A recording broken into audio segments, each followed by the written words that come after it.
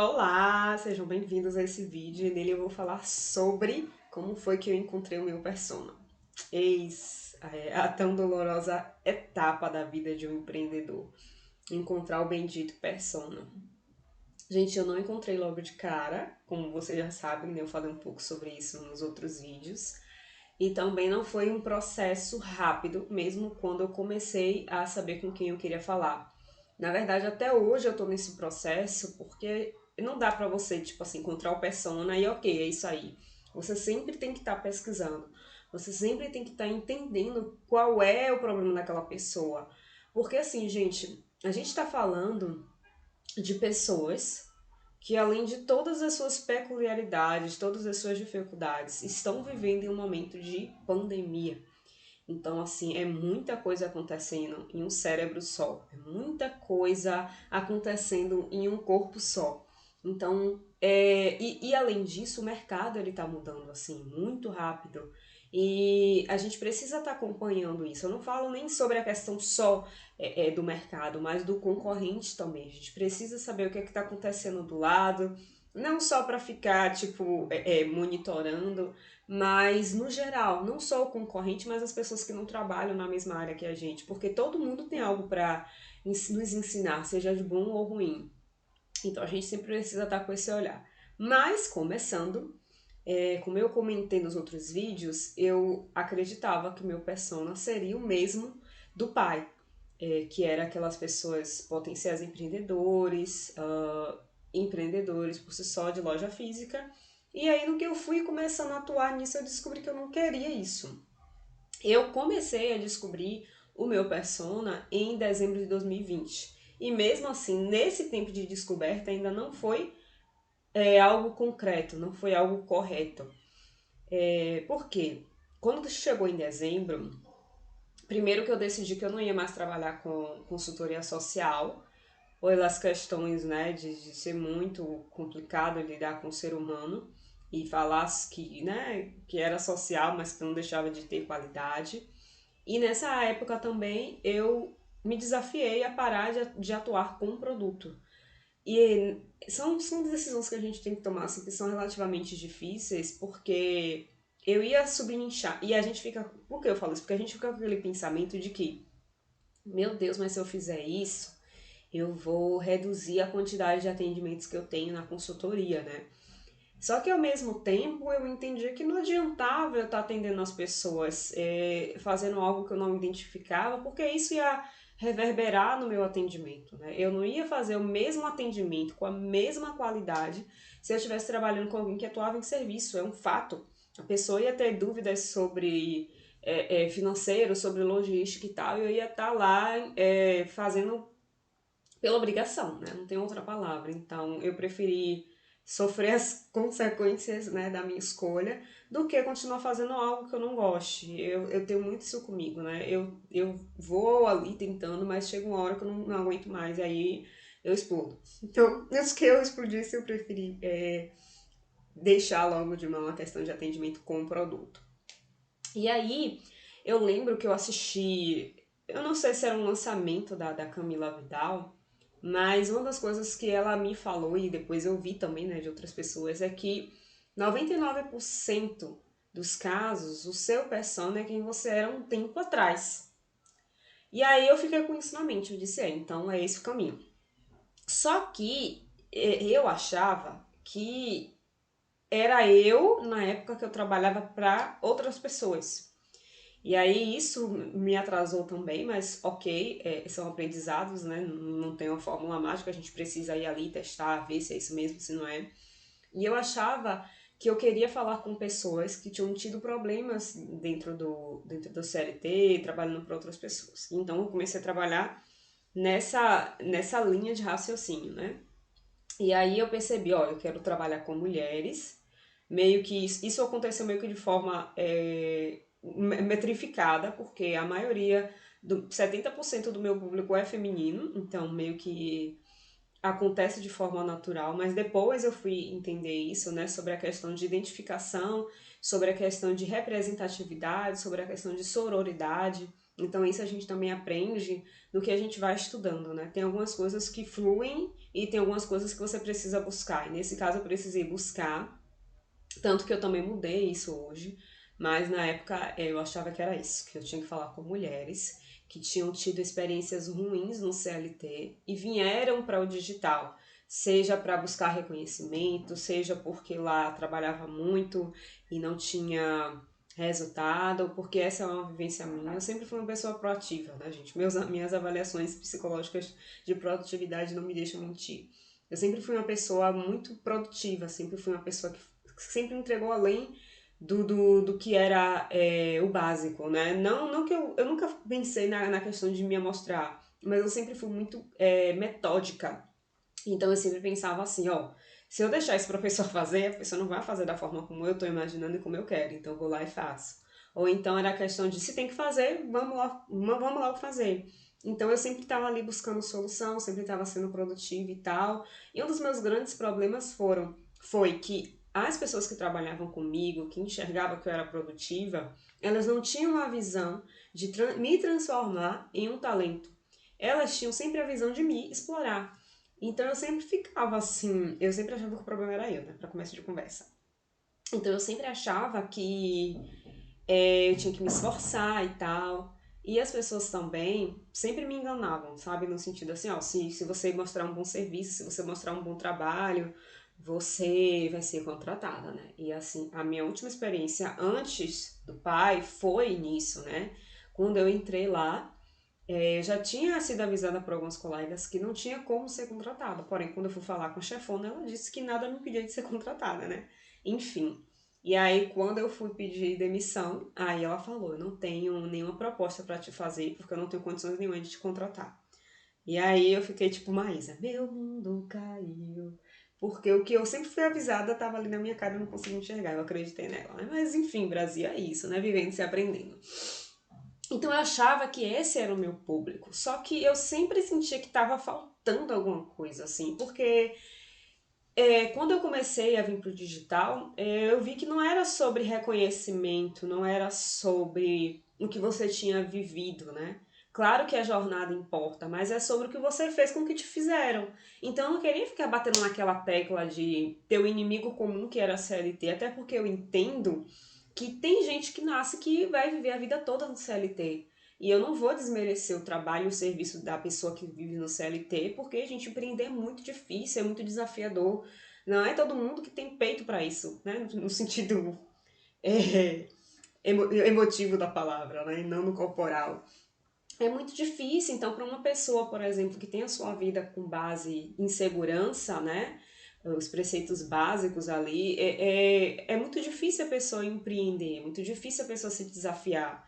Dependendo do contexto de vida da pessoa, se ela teve aquele contexto de família que sempre era protegido, que sempre teve tudo na mão, para a pessoa se desafiar a, por exemplo, não saber no dia de amanhã, não saber se vai ter o salário, se não sabe, enfim, é muito difícil, né? Então, assim, eu não queria levantar essa bandeira de inimigo da CLT. Tem seus contras? Tem, óbvio, tem vários. Mas também para uma pessoa que se dá bem no CLT, porque também tem pessoas que têm um perfil de empregado, para a pessoa é ótimo, então não tem por que eu ter ficado nisso, né? Então, beleza.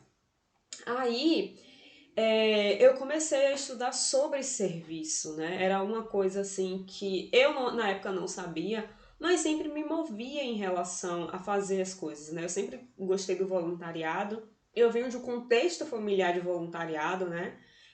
Dos meus pais, eles sempre tiveram um contexto de vida muito difícil, assim. E quando eles começaram a ter um pouquinho mais, eles sempre estavam ajudando outras pessoas, né? E aí eu comecei a ver o serviço de uma outra forma, né? Com base em servir. E aí eu ainda não entendia todo o processo de, ó, se você vai trabalhar com serviço, obviamente você tem que ter um infoproduto e tal, e aí eu comecei a pesquisar sobre isso. E aí foi quando eu comprei o curso da Liz Valls, né, que é o Insta Badalado, só que aí ela falava sobre como você pode encontrar o seu persona e tal, para fazer a pesquisa. E na época eu lembro que eu não consegui fazer a pesquisa da forma como eu imaginava, porque assim, como eu já tinha um perfil, eu não eu quis fazer a pesquisa dentro, né, do meu perfil. Então, muitas pessoas não responderam, muitas pessoas que responderam também me davam respostas abertas demais, subjetivas demais. Eu não conseguia, tipo, tirar daquilo ali algo que pudesse me ajudar. E aí, depois disso, eu lembro que eu dei uma parada e aí eu comecei a observar outras pessoas, no sentido de outros concorrentes, para ver o que é que mais se repetia, né? Eu fui calculando bem. O que é que mais repetia, qual era o problema principal dessas pessoas. Eu comecei a observar também as lives que eu fazia, as perguntas que surgiam, as perguntas que vinham para mim por direct e tal, tudo isso, para eu começar a entender quem era o meu persona, né, por si só. Mas o que me ajudou mesmo, gente, para poder encontrar quem era o meu cliente ideal, foi eu parar depois de um tempo, eu parar de olhar o externo, parar de procurar no concorrente, parar de observar as outras pessoas e me observar. E aí nisso, né, e isso faz pouco tempo, quando eu tive esse entendimento, já foi em 2021, eu comecei a observar que eu já tinha uma jornada empreendedora. Então, assim, eu já tinha com o que falar com base no que eu vivi, sobre todas as dificuldades que eu tive e sobre o meu valor de serviço, né? Eu acredito muito em servir, eu acredito muito em você poder ajudar o outro a partir dos seus erros, a partir da sua jornada. Eu acredito muito que se nós compartilhássemos todas as nossas experiências, eu acredito que o mundo seria bem melhor.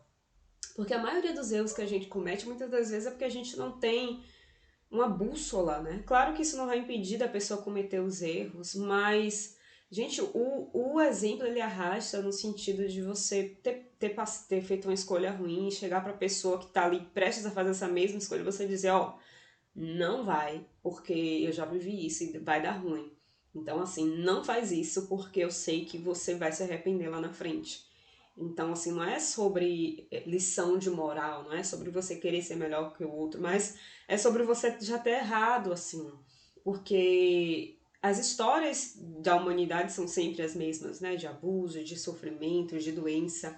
Mas os personagens são diferentes. Porém, quando esses personagens eles conversam entre si, eles trocam experiências, o ser humano por si só ele evolui, né? A troca de experiência ocorre dessa forma, né? O aprendizado ocorre dessa forma. Então, eu acredito muito nisso. E aí eu parei de olhar o externo e passei a observar a minha jornada, né? Desde que eu comecei, as dificuldades que eu tive, as síndromes de impostor que eu tive, os momentos de angústia que eu tive e tal. E como eu tava conseguindo passar por isso, porque eu tenho o objetivo de ter a minha vida profissional e financeira com base no que eu faço na internet. Então, desde que eu comecei, eu escolhi e eu honrei esse compromisso que eu fiz comigo mesma. Nunca foi sobre desistir, foi sempre saber onde é que eu estava errando para que eu pudesse acertar e a partir daí ter resultado. Então aí caiu a ficha que de fato eu era o meu persona, né? Transformado, só que dentro do próprio empreendedorismo, né? Dentro do encontro do nicho, dentro do encontro da persona, dentro do que eu vejo como realidade, dentro das experiências que eu tive lá fora como CLT, trabalhando para outras pessoas e que eu trouxe para cá, dentro da minha vivência como psicóloga que eu trouxe para cá e dentro do que eu vou vivendo, né? Então o que eu falo hoje é sobre a minha vivência dentro do empreendedorismo digital. Porque eu sei como é frustrante, eu sei como é desesperador, eu sei como é angustiante.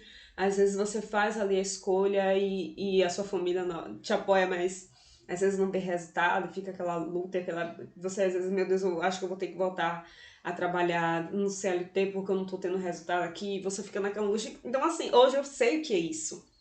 Então, foi assim que eu comecei a encontrar o meu persona, foi observando a minha própria jornada, e aí eu entendi que não era sobre a minha vivência lá fora no CLT, era sobre o que eu estava começando a viver aqui dentro, né? Sobre tudo que eu passava a estudar para poder levar para as outras pessoas, para oferecer um serviço de qualidade. Eu sempre me preocupei com isso, sobre a entrega, porque eu queria que a pessoa tivesse transformação. Eu não queria ser só mais uma que essa pessoa investisse dinheiro e saísse da consultoria frustrada. Eu queria ser a solução, quero ser a solução para essas pessoas. Eu quero que elas possam saber que elas podem contar comigo, Que eu sempre vou ser a pessoa que vai dizer, ó, você quer empreender, então vamos lá, eu vou te ajudar. Porque eu sempre tenho esse ponto positivo de, poxa, você quer empreender, bora lá. Eu nunca vou dizer pra pessoa que não, porque eu acredito que o digital é o caminho para ter um resultado dentro de, ou melhor, sem a limitação geográfica, sem a limitação do 1 a 1. Então, tudo é possível dentro do digital, né? Por isso que eu sou tão apaixonada por ele, porque por mais que os problemas que a gente encontra no digital, a gente sabe também que só de você poder estar aqui na sua casa e as coisas estarem acontecendo ao seu redor sem que você necessariamente não precise sair da sua casa para poder fazer a sua renda, é muito bom. E você poder atender gente do Brasil todo, do mundo todo. Nossa, cara, eu acho que é uma realização imensa, né? Eu nunca vou esquecer a sensação que eu tive quando eu lancei o meu produto. Eu acho que foi até o Te Vira com o Canva que eu comecei a vender ele, né? E foi um produto que eu deixei no perpétuo, que eu gravei as aulas, e a pessoa tomava as aulas, né? E aí eu lembro sempre, né? Eu tava lavando o prato, e aí chegou uma mensagem da Eduz, que alguém tinha comprado o meu curso, né? Foi a primeira compra assim do Te Vira com Canva. E aí eu fiquei tão feliz, eu disse assim, meu Deus, eu tô aqui lavando o prato e eu fiz uma venda. Foi uma experiência assim maravilhosa, né? E aí, nisso aí me motivou ainda mais, porque eu falei, nossa, cara, é possível, tudo que eu vejo as pessoas falando é muito possível, então assim, imagina, né, você já entregou ali o seu melhor, e agora você tá ali lavando os pratos e a pessoa tá lá comprando o seu curso, é muito bom. Então foi basicamente esse meu início de encontro de cliente ideal. Depois disso, eu já rodei outras pesquisas e tal, para saber coisas mais a fundo sobre qual é o objetivo da pessoa aqui no digital, porque também é muito importante você alinhar as expectativas da pessoa, porque eu entendo que servir não é fácil, é muito difícil. E se a pessoa só vem pela grana, ela vai desistir rapidinho. Só que, ok, mas eu não quero me envolver com gente assim que só tá aqui pela grana. Gente, dinheiro é consequência do que você faz, do bom serviço que você entrega para a pessoa. Então eu não quero perder tempo com pessoas que só estão preocupadas com dinheiro. Não que ele não seja importante, dinheiro é liberdade, dinheiro é energia, eu acredito nisso. Só que é sobre o que você entrega de melhor que você tem para o outro. E aí é o que vem em troca, né? Que é o que eu chamo de o cheque da gratidão. Que a pessoa paga ali e fala assim, poxa, eu nunca comprei um curso tão bom, eu nunca fiz uma consultoria tão boa, me ajudou muito, resolveu muitos problemas, muitos conflitos que eu tava tendo. Então é sobre isso, sabe, gente? É sobre você entregar o seu melhor e ser remunerado por isso. Então, eu sempre tô fazendo pesquisa e tal para saber o que é que motiva a pessoa a estar aqui, como ela se sente por não alcançar o objetivo dela, o que é que paralisa essa pessoa, né? Porque eu sei que muitas vezes existem travas assim, né? Quantas vezes eu já passei por isso assim, de estar cheia de ideia ao mesmo tempo, não conseguir tirar nenhuma do papel e as coisas estarem acontecendo e eu ali, meu Deus, e o que é que eu faço? E agora? E aquela dúvida, e aquela angústia dentro do peito. Então, basicamente, gente, essa foi a minha história com o meu cliente ideal. E eu não fechei as portas, porque eu entendo que nós, como seres humanos, mudamos o tempo todo. Então, assim, ao longo do que a gente vai evoluindo e trazendo isso no nosso perfil, no nosso conteúdo, nos nossos serviços, o nosso cliente ideal ele também vai mudando. Então, assim, não dá pra eu pensar que persona é uma tatuagem, que eu vou ter ele ali pra vida toda. De lá pra cá eu já mudei muito.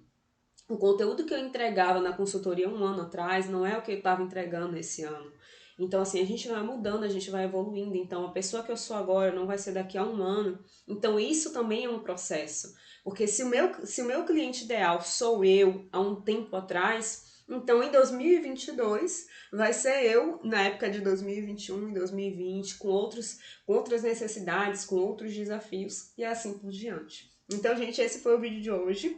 Muito obrigada por você que está acompanhando. Qualquer dúvida, qualquer comentário, deixa aqui. Se você já encontrou o seu cliente ideal, deixa aqui nos comentários como foi esse processo para você.